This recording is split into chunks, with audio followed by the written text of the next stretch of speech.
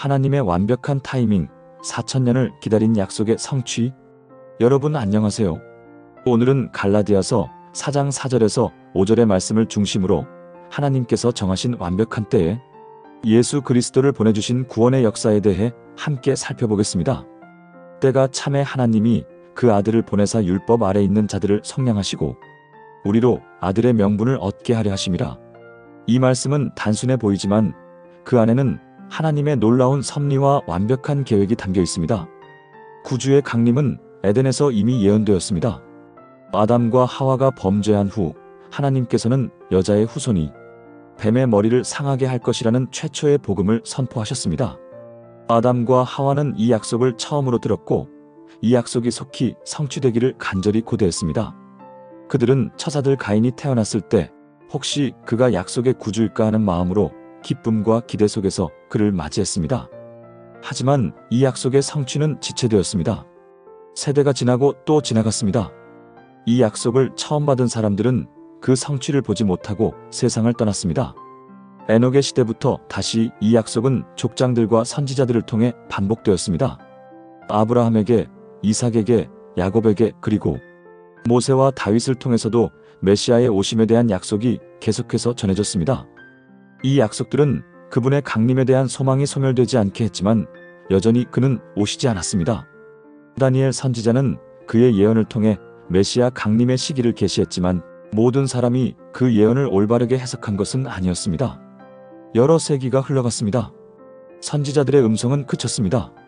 압제자의 손이 이스라엘을 무겁게 눌렀고 많은 사람들은 절망 가운데서 날이 더디고 모든 묵시가 응엄이 없다며 좌절의 말을 외치기에 이르렀습니다. 하지만 별들이 정해진 길을 따라 광대한 궤도를 운행하는 것과 같이 하나님의 경륜은 조급하거나 지체하는 법이 없습니다. 하나님께서는 이미 아브라함에게 빽빽한 흑암과 연기나는 풀무의 표상을 통하여 이스라엘 백성이 애굽에서 종 노릇할 것을 보여주셨고 그들이 400년간 거기서 머물게 될 것이라고 정확히 말씀하셨습니다. 그리고 그 후에 내 자손이 큰 재물을 이끌고 나오리라고 약속하셨습니다. 이 말씀에 맞서서 바로의 거만스러운 제국이 총력을 기울여 대항했지만 헛수고였습니다. 하나님께서 약속하신 바로 그날에 여호와의 군대가 다 애굽 땅에서 나왔습니다. 이와 같이 하늘의 회의에서 그리스도의 강림 시간이 이미 작정되어 있었던 것입니다. 때를 알리는 하늘의 대시계가 그 정확한 시각을 가리켰을 때 예수께서 베들레헴에 탄생하셨습니다. 때가 참에 하나님이 그 아들을 보내셨다는 이 말씀의 의미를 더 깊이 살펴보겠습니다. 하나님의 섭리가 국가들의 움직임과 인간의 충동, 그리고 역사의 흐름을 지도하여 마침내 구주께서 강림하실 수 있도록 세상의 상태가 완벽하게 준비되었습니다. 당시 여러 국가가 로마라는 한 정부 하에서 연합되어 있었습니다. 이것은 복음이 빠르게 전파될 수 있는 이상적인 정치 환경이었습니다. 로마의 도로망은 사도들의 선교 여행을 가능하게 했고 로마의 평화 정책은 복음 전파에 안전한 환경을 제공했습니다. 헬라어라는 한 언어가 널리 사용되고 있었고 그것이 어디서나 문학적 언어로 인정받았습니다. 이미 구약 성경이 헬라어로 번역되어 있어서 이방인들도 하나님의 말씀에 접근할 수 있었습니다. 흩어져 있던 유대인들이 연례 절기들에 참여하기 위해 각처에서 예루살렘으로 모여들었습니다. 오순절에 각국에서 온 유대인들이 성령을 받고 복음을 들었듯이 그들은 다시 자신들의 거주지로 돌아가면서 온 세상의 메시아 강림의 소식을 전파할 수 있었습니다. 이 시대에는 또 다른 중요한 특징이 있었습니다. 바로 영적 갈증의 때였다는 것입니다. 이교의 제도들은 백성들에 대한 지배력을 잃어가고 있었습니다. 사람들은 화려한 행렬과 신화적 이야기들의 실증을 느꼈습니다. 그들은 단순한 의식이나 전설이 아닌 진정으로 마음을 만족시켜 줄 수 있는 종교를 갈망했습니다. 진리의 빛이 사람들로부터 떠나버린 듯 했으나 여전히 빛을 갈망하는 영혼들이 있었습니다. 당혹감과 슬픔으로 가득 찬 영혼들이 살아계신 하나님에 대한 지식과 무덤 넘어 삶에 대한 확실한 소망을 찾고자 갈급해했습니다. 유대인들이 하나님에게서 떠나게 되자 믿음은 더욱 희미해지고 소망은 미래를 비춰주기를 거의 그쳤습니다. 선지자들의 말은 이해되지 못했습니다. 많은 사람들에게 있어서 죽음은 한 두려운 신비였습니다. 삶의 저편은 불확실하고 암담했습니다. 여러 세기에 걸쳐서 라마에서 들렸던 슬퍼하며 크게 통곡하는 소리는 단지 베들레헴 어머니들의 통곡만을 의미한 것이 아니었습니다. 그것은 인류 전체의 마음에서 터져나오는 절규였습니다. 사망의 땅과 그늘에서 사람들은 위로받지 못한 채 앉아 있었습니다. 그들은 간절한 눈으로 구주의 강림을 기다렸습니다. 그때에야 어둠이 쫓겨가고 미래의 신비가 밝히 드러날 것이었습니다. 놀랍게도 유대 백성 외에도 하늘의 교사가 나타나실 것을 예언한 사람들이 있었습니다. 이 사람들은 진리를 찾고 있었으므로 성령의 감동을 받았습니다. 어두운 하늘에 하나둘 떠오르는 별과 같이 이런 교사들이 일어났습니다. 그들의 예언의 말은 많은 이방 사람들의 마음속에 소망의 불꽃을 붙여놓았습니다. 수백 년 동안 성경이 그 당시 로마 제국 전역에서 널리 사용되고 있던 헬라어로 번역되어 있었습니다. 유대인들이 각처에 흩어져 있었으므로 이방 사람들도 메시아의 강림에 대한 소망을 어느 정도 가지게 되었습니다. 유대인들이 이교도라고 부르던 사람들 중에도 메시아에 대한 성경의 예언을 이스라엘의 교사들보다 더 잘 이해하고 있었던 자들이 있었습니다. 철학자들은 히브리 사람들의 제도의 신비를 깊이 연구하려고 애썼습니다. 하지만 유대인들의 배타적인 신앙 때문에 빛의 전파가 방해를 받았습니다. 그들은 자신들과 이방 나라 사이의 분리를 유지하는 데만 골몰하여 상징적인 예배 의식에 관한 지식을 나누어 주기를 꺼렸습니다. 참된 해석자이신 그리스도께서 오셔야 했습니다. 이 모든 상징들이 예표한 분께서 직접 그것들의 참된 의미를 설명하셔야 했습니다. 하나님께서는 자연계를 통하여 상징과 표상을 통하여 족장들과 선지자들을 통하여 세상에서 말씀해 오셨습니다. 하지만 이제 교훈이 사람의 말로 사람에게 직접 전해져야 할 때가 왔습니다. 언약의 사자께서 직접 말씀하셔야 했습니다. 그분의 음성이 그 자신의 성전에서 들려야 했습니다. 그리스도께서 분명하고도 확실히 이해될 수 있는 말씀을 하시기 위해 오셔야 했습니다. 진리의 창시자이신 그분께서 진리의 효과를 말살시켜온 인간의 잘못된 해석과 진리를 분리하셔야 했습니다. 하나님 정부의 원칙들과 구속의 경륜이 명백히 설명되어야 했습니다. 구약의 교훈들이 사람들 앞에 완전히 계시되어야 했습니다. 유대인 중에도 하나님에 대한 지식을 보존해온 거룩한 혈통의 후손인 견실한 사람들이 있었습니다. 이 사람들은 조상들에게 주어진 약속의 소망을 여전히 바라보았습니다. 그들은 모세를 통해 주신 약속을 깊이 생각하며 믿음을 굳게 했습니다. 주 하나님이 너희를 위하여 너희 형제 가운데 나 같은 선지자 하나를 세울 것이니 너희가 무엇이든지 그 모든 말씀을 들을 것이라. 그들은 또한 이사야를 통해 주신 약속도 읽었습니다. 여호와께서 한 분에게 기름을 부어 가난한 자에게 아름다운 소식을 전하게 하시고 마음 상한 자를 고치며 포로된 자에게 자유를 전파하며 여호와의 은혜의 해를 선언하게 하신다는 약속이었습니다. 야곱이 임종시의 한 예언도 그들을 희망에 부풀게 했습니다. 왕권이 유다를 떠나지 아니하며 통치자의 지팡이가 그 발 사이에서 떠나지 아니하기를 실로가 오시기까지 이르리니 이스라엘 나라의 세력이 약해지는 사실은 오히려 메시아의 강림이 임박했다는 증거였습니다. 다니엘의 예언은 메시아가 모든 세상 나라를 계승하는 영원한 나라를 다스릴 영광을 묘사했습니다. 이 나라는 영원히 서 있으리라. 그리스도의 사명의 본질을 정확히 이해하는 사람은 많지 않았지만 이스라엘의 왕국을 세우시고 만국 백성의 구원자로 오실 강력한 군주에 대한 기대가 널리 퍼져 있었습니다. 때가 찼습니다. 여러 세기에 걸친 죄악으로 말미암아 더욱 깊이 쇠퇴한 인류는 구속주의 강림을 절실히 필요로 했습니다. 사단은 땅과 하늘 사이에 깊고 건널 수 없는 시면을 만들기 위해 온 힘을 다해왔었습니다.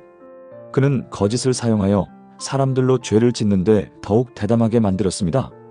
하나님께서 더 이상 인내하실 수 없게 하고 사람에게 대한 하나님의 사랑을 소멸시켜서 하나님께서 세상을 포기하여 사단의 지배하에 넘겨주도록 하는 것이 사단의 궁극적인 목적이었습니다. 사단은 사람에게 하나님에 대한 지식이 전달되지 못하도록 차단하고 그들의 관심을 하나님의 성전에서 떠나게 하여 자기 자신의 왕국을 건설하려고 했습니다. 그의 패권 쟁탈전은 거의 완전히 성공한 듯이 보였습니다. 각 세대를 통하여 하나님께서 당신의 종들을 가지셨던 것은 사실입니다. 이방 나라 가운데서도 사람을 죄와 부패에서 이끌어내는 일에 그리스도의 매개자 역할을 한 자들이 있었습니다. 그러나 이 사람들은 멸시와 미움을 받았습니다. 그중 많은 사람이 폭력으로 죽임을 당했습니다. 사단이 세상에 들이운 어두운 그림자는 점점 더 짙어만 갔습니다. 사단은 이교를 통하여 각 시대의 사람들을 하나님에게서 떠나게 했고 특히 이스라엘 백성의 믿음을 그릇된 길로 빠뜨림으로 큰 승리를 거두었습니다. 이교도들은 자신들의 사고를 따라 생각하고 경배함으로 하나님에 대한 지식을 잃어버리고 따라서 점점 더 타락하게 되었습니다. 이스라엘 백성도 마찬가지였습니다. 사람이 자신의 행위로 자신을 구원할 수 있다는 원칙은 모든 이방 종교의 기초가 되었습니다. 이 원칙이 이제 유대 종교의 원칙이 되었습니다. 사단이 이 원칙을 심어놓았습니다. 이런 원칙이 받아들여지는 곳에서는 어디서나 사람은 죄를 막을 방벽을 가지지 못하게 됩니다. 구원의 기별은 인간 대리자들을 통하여 사람들에게 전달됩니다. 그러나 유대인들은 영생의 진리를 독점하려고 했습니다. 그들은 신선한 만나를 저장해 두려 했으나 그것은 썩어버렸습니다. 그들이 독차지하려고 감춰둔 종교는 오히려 그들을 넘어뜨리는 걸림돌이 되었습니다. 그들은 하나님께로부터 그분의 영광을 도둑질하고 세상을 거짓 복음으로 속였습니다. 그들은 세상을 구원하기 위하여 자신들을 하나님께 바치기를 거절함으로써 오히려 세상을 멸망시키는 일에 사단의 대리자가 되었습니다. 하나님께서 진리의 기둥과 터가 되도록 부르신 백성이 사단의 대리자가 되었습니다. 그들은 사단이 그들에게 행하기를 원하는 바로 그런 일을 하면서 하나님의 품성을 그릇되게 나타내는 행동을 취함으로 세상으로 하여금 하나님을 폭군으로 생각하게 했습니다. 성전에서 봉사하는 바로 그 제사장들 자신이 그들이 행하는 제사의 의미를 잃어버렸습니다.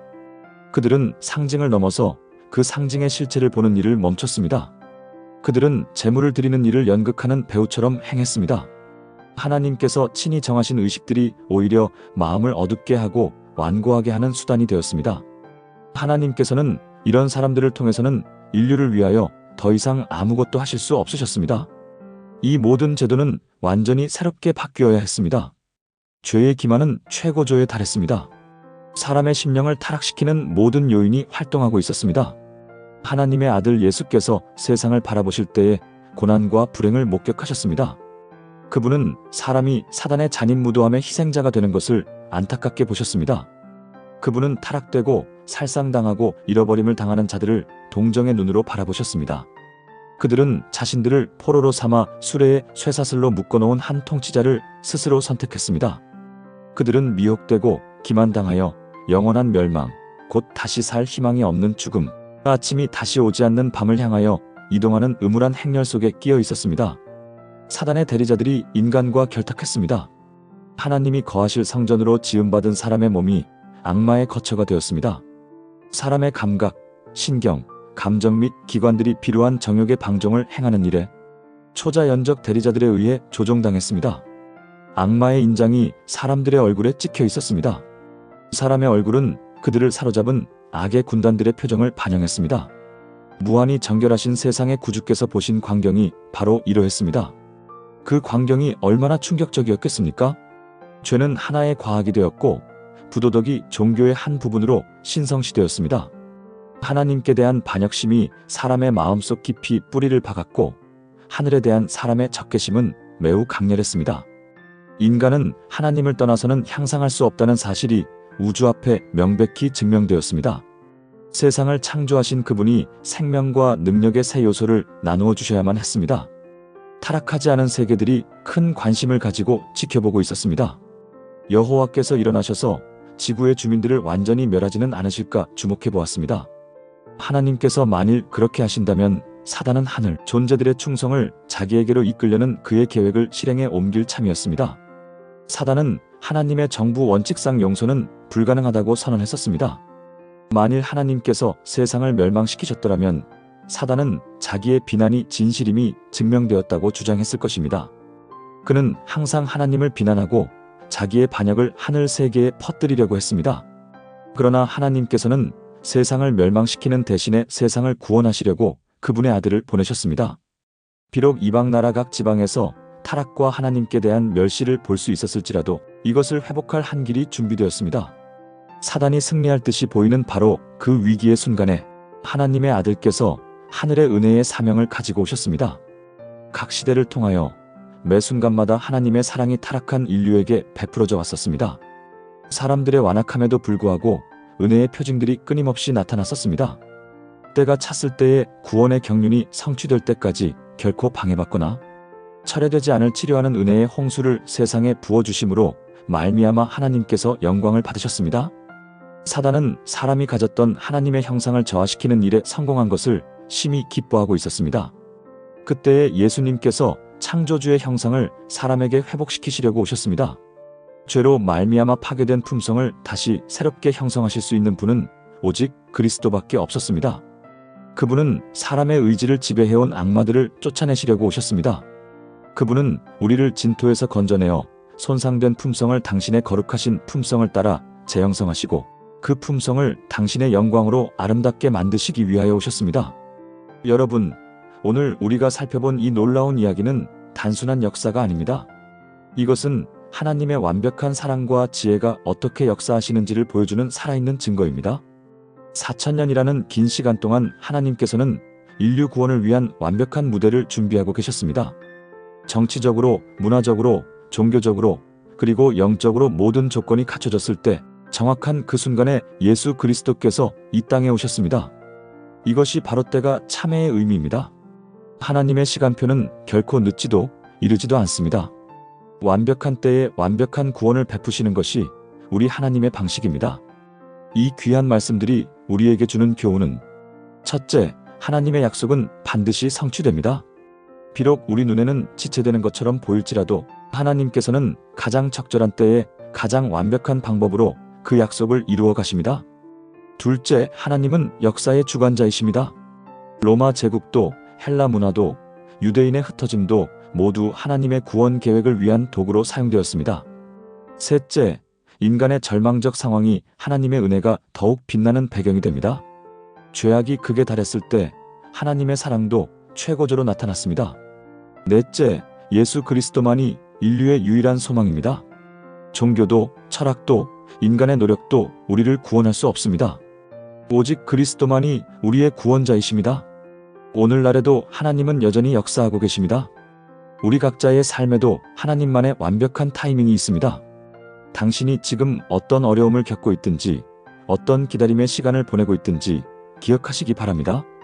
하나님의 때가 가장 좋은 때입니다. 4000년을 기다리신 하나님께서 당신을 위한 최선의 때를 준비하고 계십니다. 오늘 말씀이 여러분에게 큰 위로와 소망이 되었기를 바랍니다. 때가 참에 보내주신 예수 그리스도를 통해 우리는 구원받았고 하나님의 자녀가 되는 특권을 얻었습니다. 이 놀라운 은혜에 감사하며 우리도 이 복음을 세상에 전하는 사명을 감당해야 하겠습니다. 다음 시간에도 더욱 은혜로운 말씀으로 여러분과 만나 뵙겠습니다. 구독과 좋아요 그리고 알림 설정 잊지 마시고 댓글로 여러분의 은혜로운 간증과 소감도 나눠주세요. 하나님의 완벽한 사랑과 은혜가 여러분과 함께 하시길 축복합니다. 감사합니다.